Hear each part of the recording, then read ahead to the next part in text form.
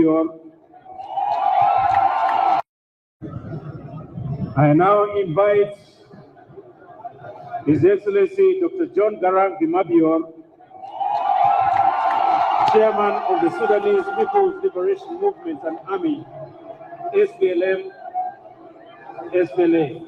to make his statement. Dr. John Garang.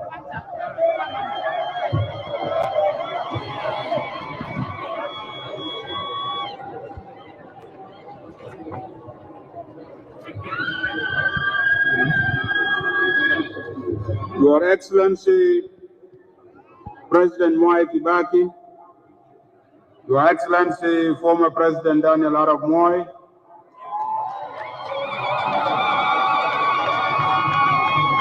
Your Excellencies, heads of state and government, Your Excellencies, ambassadors and representatives of the international organizations, distinguished invited guests, ladies and gentlemen, compatriots, fellow countrymen and women, allow me at the outset to convey to you my best wishes for the new year.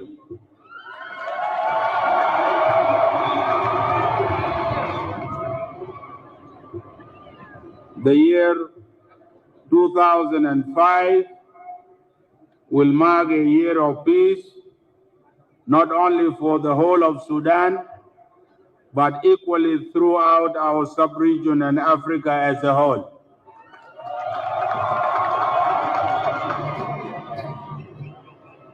On this joyous day and occasion, I greet and salute all the people of Sudan, from Nimlit in the far south to Halfa in the far north,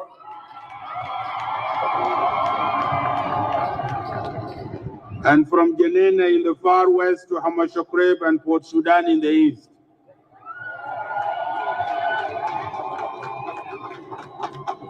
I greet and salute all the marginalized rural people of the Sudan who have suffered in dignified silence for so long. I greet and salute all the farmers, workers, and professionals who are the creators of wealth, but who have no wealth.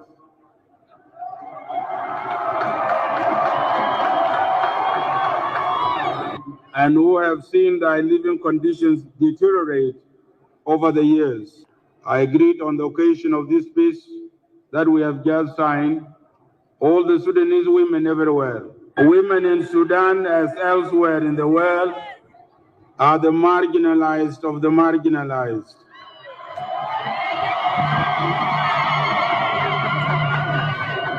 Whose suffering goes beyond description. The Sudanese rural woman, for example, gets up at 5 o'clock in the morning to walk 5 kilometers just to get 5 gallons of water. After 5 hours walk, she spends another 5 hours working on the family farm and 5 more hours making the family meal, and then she goes to sleep. I greet and salute all our students on this occasion of the peace agreement.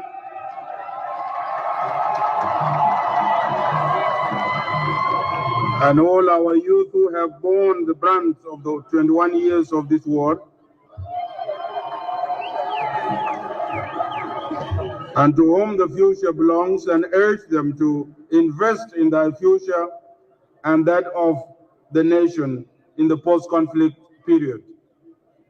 Compatriots, fellow countrymen and women, congratulations, mabruk wa mabrukat lakum.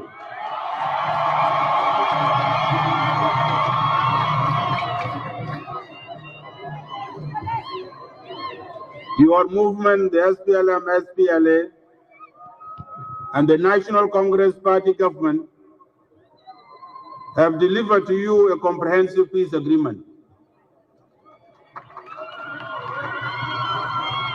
A just and honorable peace, which we have signed today and which you have all witnessed. This is the best Christmas and New Year's gift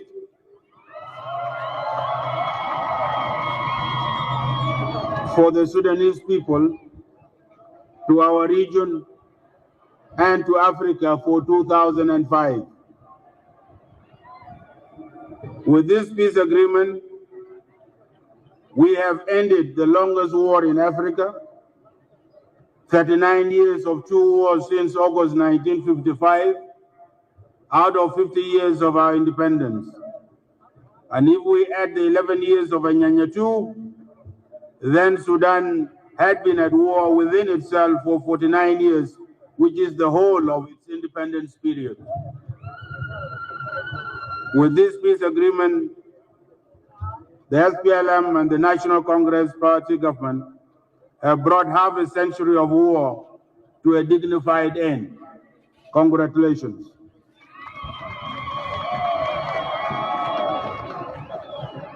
With this peace agreement, there will be no more bombs.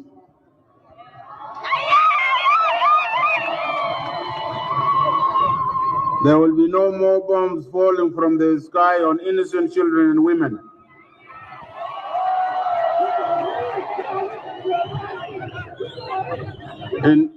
Instead of the cries of children and the wailing of women and the pain of the last 21 years of war, peace will bless us once more with hearing the happy giggling of children and the enchanting ululations of women who are excited in happiness for one reason or another.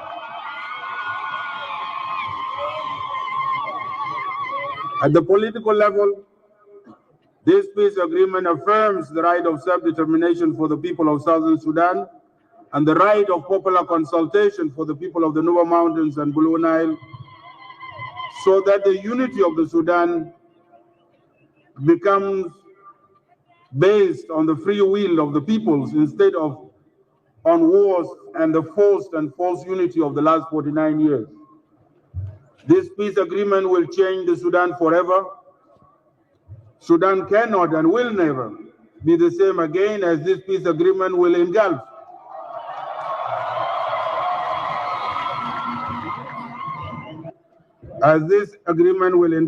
the country in democratic and fundamental transformation instead of being engulfed in wars as it has always been for the last 184 years, since 1821, when our country was first invaded by outside powers and exposed to the ravages of the slave trade and predatory commerce of all sorts, and since before independence from 1955 in civil wars. This peace agreement coincides with the Sudan's 49th independence celebrations. And I agree with what President Bashir said on 31st December in Naivasha, when we signed the last two documents of the Comprehensive Peace Agreement, that Sudan's independence on 1st January 1956 was not complete because there was war in the south.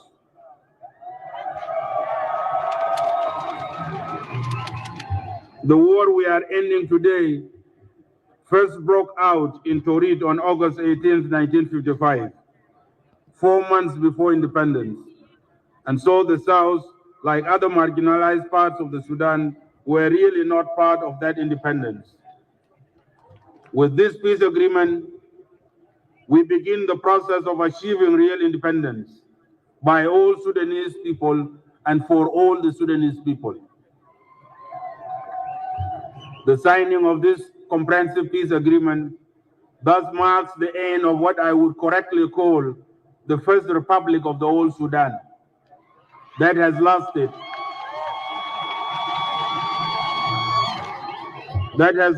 49 years from 1st January 1956 to 31st December 2004, when we signed the last two agreements on comprehensive ceasefire and implementation modalities. And at a personal note, exactly 42 years to the date when I first left Sudan for the bush on December 31st, 1962, to join the First War. I hope I will not go to the bush again.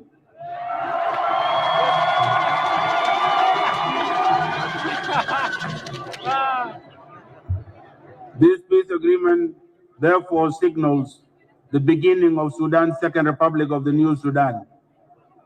From here on, Sudan for the first time will be a country voluntarily united in justice, honor, and dignity for all its citizens, regardless of their race, regardless of their religion, regardless of their gender, or else, if the country fails to rise to this challenge of moving away from the old Sudan to the new Sudan of free and equal citizens, then the Union shall be dissolved amicably and peacefully through the right of self-determination at the end of the 6 years of the interim period. I call on the Sudanese people to join this peace agreement, to join the SPLM and the National Congress Party in the peace process, because this peace agreement belongs to them. It does not belong to John Garang or the SPLM leadership. It does not belong to Ali Osman Taha or President Bashir or to the National Congress Party. This agreement belongs to all of the Sudan, to its neighbors, to Africa, to the Arab world, and indeed to the rest of the world. That is why you see this big attendance today, because this peace belongs to all of them. Although the comprehensive peace agreement was negotiated by two parties as a matter of necessity and practicality in order to end the war in the first place, and now that the war is ended, I call on all the Sudanese people and their political forces to build consensus around the comprehensive peace agreement and use it to end war in other parts of Sudan and to relaunch the Sudan to the promised land of the new Sudan of progress and equality of opportunity for all Sudanese citizens without distinction. Finally, and not least, I salute all our martyrs and wounded heroes on both sides. I salute and congratulate all officers, NCOs, and soldiers on both sides of the conflict for their heroic sacrifices. I pay tribute and thank our civil population who provided the logistics for the war, especially those in the SPLM administered areas, for without their contribution, this comprehensive peace agreement would not have been possible. It is because of the role played by our civil population in the long war that we have invited some 50 chiefs and traditional leaders representing our civil society at the grassroots. We have also invited the SPLM military band to represent the SPLA rank and file. On this joyous occasion of the signing of the comprehensive peace agreement, and as you will recall that the SPLA has always released prisoners of war, we have released so far more than 3,000 prisoners of war at various times over the last 21 years.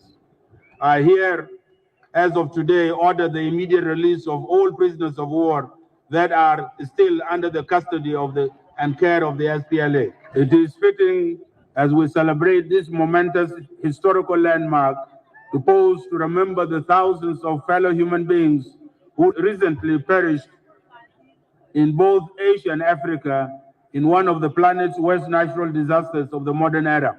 Our hearts pour out in grief and solidarity to the peoples of Southeast Asia in this thy hour of tragedy in the hands of a merciless earthquake and tsunamis. As we share the pain and suffering of our fellow human beings in all the countries that have been devastated by the earthquake and the accompanying tsunamis or tidal waves, we also urge the international community, after it has pledged so generously to help alleviate the suffering and rebuild shattered lives in the affected region, to spare some resources to help post-conflict Sudan recover and develop. We therefore look forward to a massive turnout of donors with their pledges at the prospective Oslo Donors Conference for Sudan, which is scheduled soon. Excellencies, compatriots, fellow citizens, in order to understand and appreciate the present historical moment of the signing of the Sudan Comprehensive Peace Agreement, I beg your indulgence to allow me to talk briefly about the problem that we are solving now, and to which President Museveni referred to before as the problem of people with the turbines and people with ostrich feathers. As I said before, Sudan has been at war within itself for the whole of 49 years of its independence. And as we end this war today, Another serious one is intensifying in the Western Darfur region, while another threatens in Eastern Sudan. Why? What is the problem? Why should a community subject itself to generations of war and suffering in so many parts of the country? In our view, the attempt by various Khartoum-based regimes since 1956 to build a monolithic Arab Islamic state to the exclusion of other parameters of the Sudanese diversity constitutes the fundamental problem of the Sudan and defines the Sudanese conflict. The Sudanese state hitherto has excluded the vast majority of the Sudanese people from governance and therefore their marginalization in the political, economic, and social fields. This provoked resistance by the excluded. There have been wars and there continues to be wars in the Sudan simply because the majority of the Sudanese are not stakeholders in governance. The solution to the fundamental problem of Sudan is to evolve an all-inclusive Sudanese state, which we have called the New Sudan, a new Sudanese political dispensation in which all Sudanese are equally stakeholders, irrespective of their religion, irrespective of their race, tribe, or gender. And if this does not work, then to look for other solutions, such as splitting the country. But we believe that a new Sudan is possible, for there are many people in northern Sudan who share with us in the SPLM-SPLA, including the National Congress Party, who believe in the universal ideals of humanity, the ideals of liberty, of freedom, justice, and equality of opportunity for all Sudanese citizens. As is the case in the South, the events in Darfur, Eastern Sudan, and elsewhere have made it clear that we must have an all-inclusive Sudanese state at the national level and full devolution of power to the various regions of the Sudan. For otherwise, it is unlikely that the country would stand a chance of remaining united. But this all-inclusive Sudanese state, which we have called the New Sudan, must have some basis, for example, in history, that makes us one country or one nation. The question is whether there is a basis for the Sudan as a country. And my answer has always been yes, there is. That is, this affirmative answer to this question has guided us and sustained the SPLM for the last 21 years until today. For this purpose, I have always wanted to go down the corridors of history. And I want to do this very briefly, again, begging your indulgence and taking it for that matter. I'm a gorilla, I take my time, you see. Our presentation in the SPLM is that we, the Sudanese, are indeed a historical people, and that the New Sudan has an anchor in history. If we cannot find an anchor in history, then we either create one or dissolve the union peacefully. Sometimes it is necessary to go back in order to gain momentum, in order to go forward. President Museveni called it something in his language. That is why you see sheep, you see rams moving backwards first when they fight. They gain momentum before they lock horns. Recently in Southeast Asia, it was noticed that the tragedy of the earthquake and the tsunamis, first the sea receded back and then came forward with a devastating force.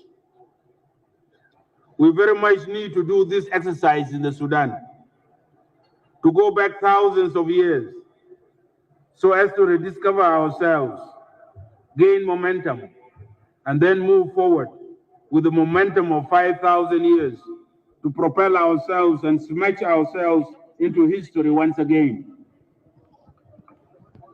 And we have a very long history indeed. Peoples and kingdoms have lived, thrived, and disappeared in the geographical area that constitutes the present modern Sudan. Many people will be surprised that in the Bible, in the Old Testament, the Sudan was part of the Garden of Eden.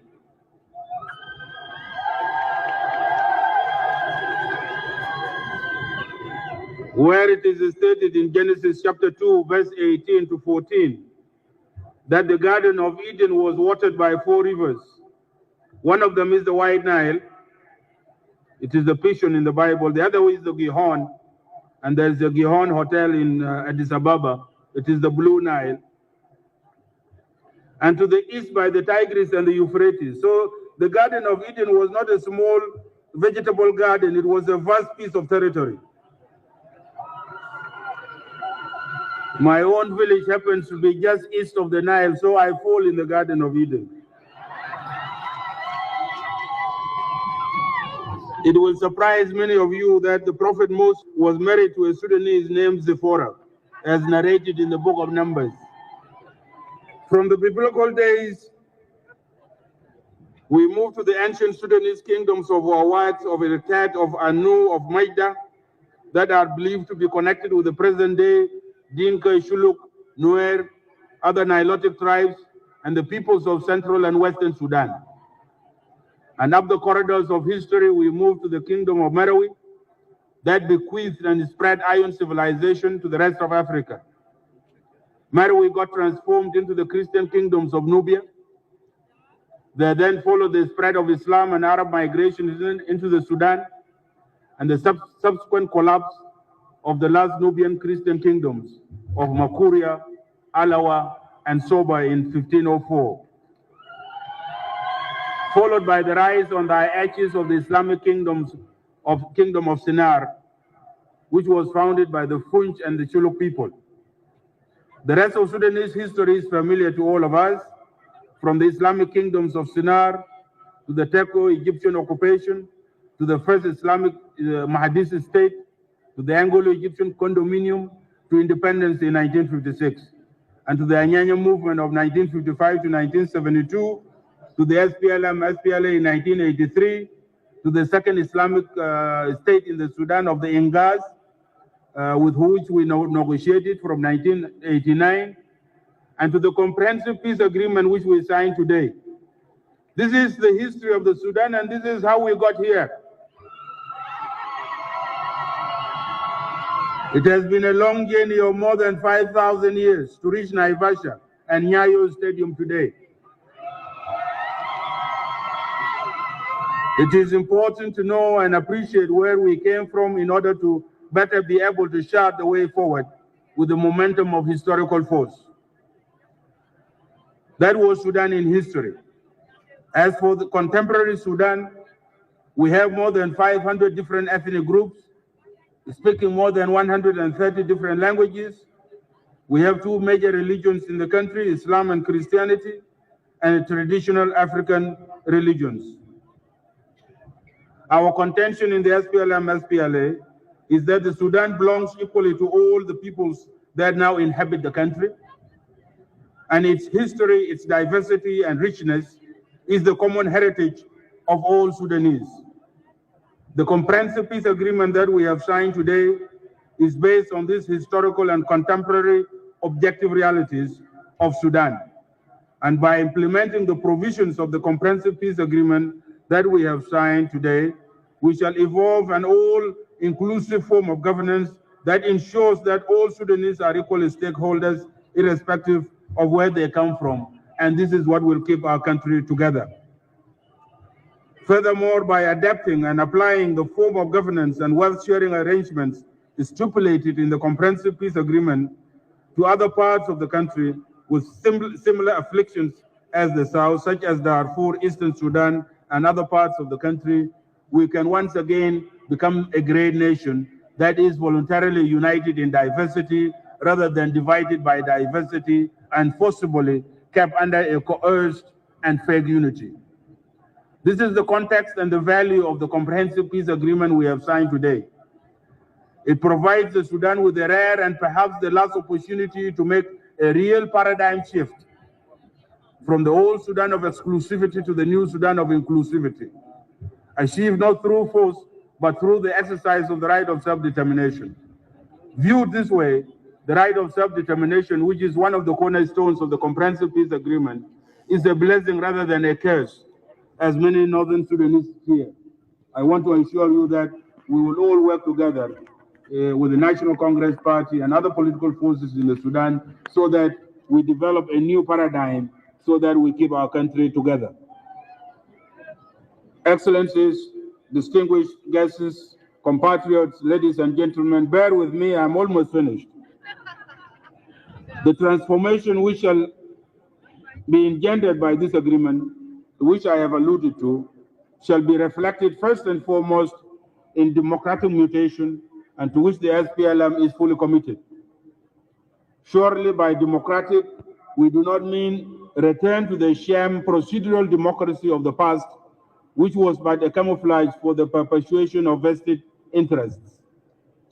In that sham democracy, civil rights were subject to the whims of rulers. The majority of Sudanese in the regions remained peripheral to the center of power and was treated as an expendable quantum, only to be manipulated through political trickery and double dealing.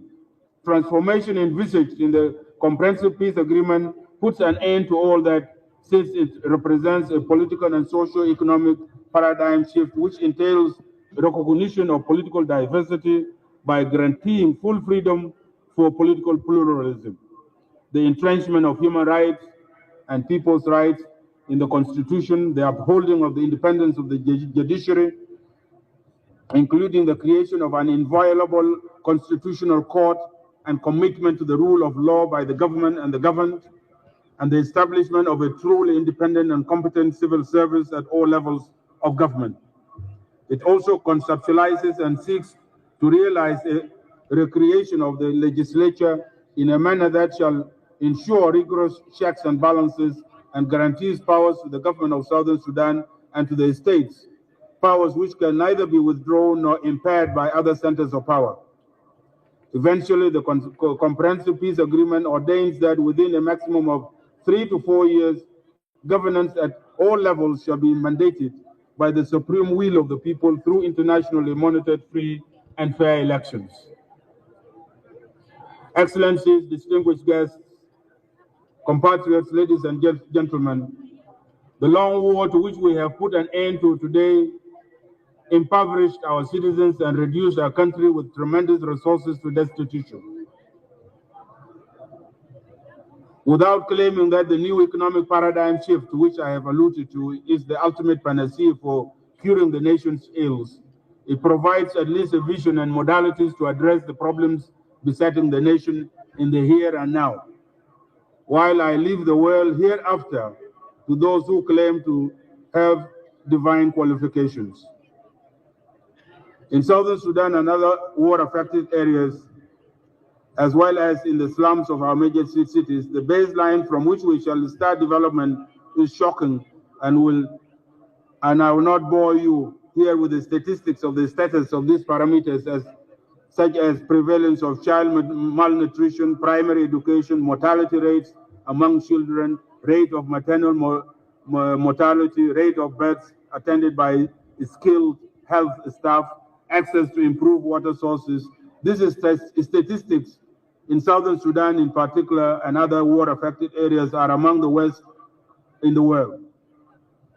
To combat this pervasive and humiliating poverty and political disenfranchisement, a general policy framework has been charted out and published in a booklet entitled SPLM Strategic Framework for War to Peace Transition. In summary, the SPLM shall articulate and implement a social, political, and economic development strategy and programs that include the following highlights.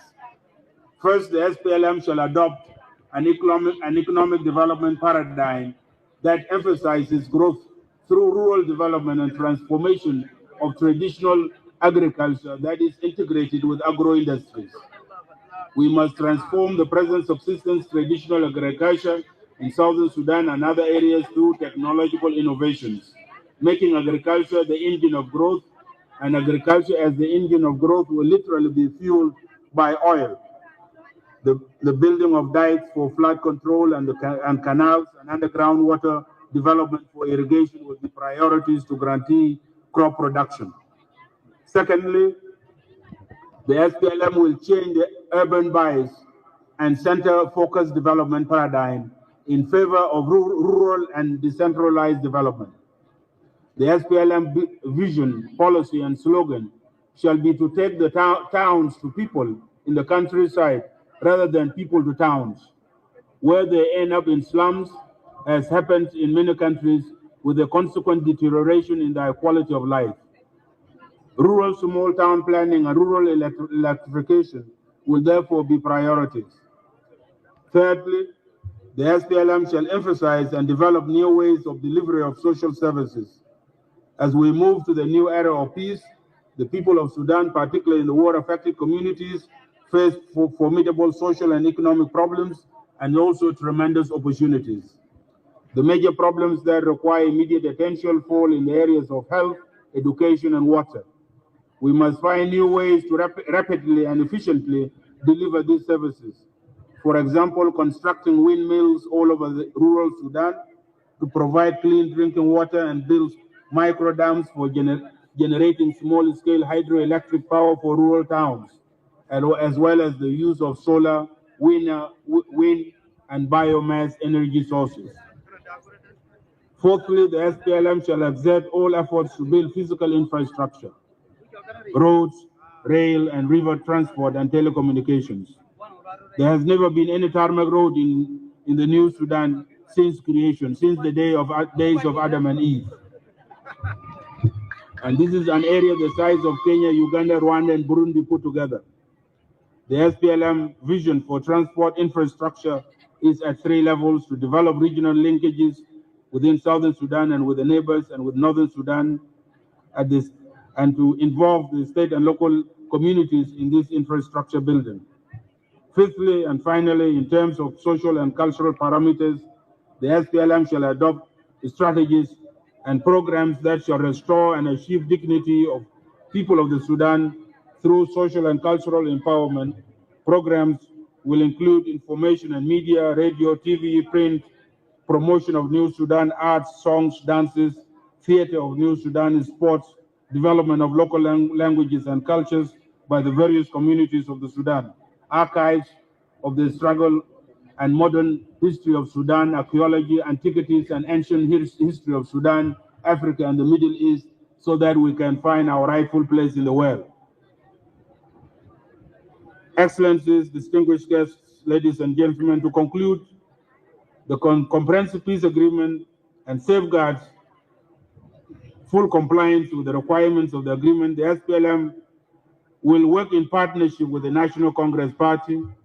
The objectives of this partnership is to ensure a sincere implementation of the Comprehensive Peace Agreement in both letter and spirit, and to provide, within the parameters of this agreement, permanent solutions to the problems inherent in Sudan's cultural, social, and political diversity. Failure to appreciate the wealth in diversity was another cause of national crisis. For diversity viewed positively is a mutually enriching phenomenon and ultimately a source of national cohesion and strength. Viewed otherwise, that is, as a source of dissimilarity or distinction, it shall lead inevitably to the ultimate disintegration of the country as threatened today, and which at all costs we must avoid. Furthermore, the partnership does not mean abandonment of political allies by any of the two parties. However, this partnership, while safeguarding the new political dispensation, shall in effect nurture the democratic transformation and political multiplicity, which by their very nature may lead to diverse alliances. But so long as those alliances are based on commitment to the letter and spirit of the peace agreements that we put an end to the longest war in Africa, alliances become assets, not liabilities. It is our submission that political struggle in the Sudan shall henceforth translate into competing visions of peace, progress, and development, and never into the use of force or the threat of the use of force. The SPLM, ladies and gentlemen, will ensure that the new political dispensation is wide enough to accommodate all legitimate political and social forces in the country. It is therefore our hope to achieve popular consensus on those agreements. As the movement that has been fighting against marginalization of others, we shall not tolerate the exclusion of anybody from this process. The parties to the Comprehensive Peace Agreement share this conviction, and we have included in the agreement inclusiveness. In this regard, the SPLM will play its role at the national level to work with the National Congress Party and other political forces to ensure full inclusiveness. While the SPLM and the National Congress Party shall be major partners in the initial interim government of national unity, our understanding of partnership is well rooted in inclusiveness, which means